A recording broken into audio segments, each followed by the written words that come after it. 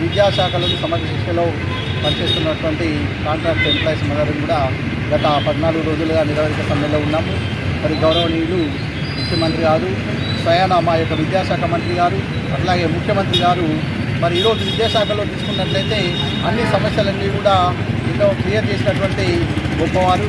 అట్లాగే మరి విద్యాశాఖను ఎన్నో సంవత్సరాలుగా భరిస్తూ విద్యార్థుల యొక్క భవిష్యత్తు కోసం అహర్నిశలు కష్టపడుతున్నటువంటి ఈ యొక్క సమగ్ర శిక్ష ఉద్యోగుల సమస్యలను వెంటనే తీర్చాలని, మరి వాటిని ఆ యొక్క కోరికలన్నీ తీర్చే విధంగా ఈరోజు అమ్మవారికి బోనాలను సమర్పించుకొని ముఖ్యమంత్రి గారి యొక్క మనసును కలిగించి అట్లాగే ఏదో ఒక బ్రహ్మ ముహూర్తం లోపల కంపల్సరీ సమగ్ర శిక్షలో ఉన్నటువంటి ఉద్యోగులందరినీ కూడా విద్యాశాఖలో విలీనం చేసి వెంటనే రెగ్యులరైజ్ చేయాలని కోరడం జరుగుతుంది.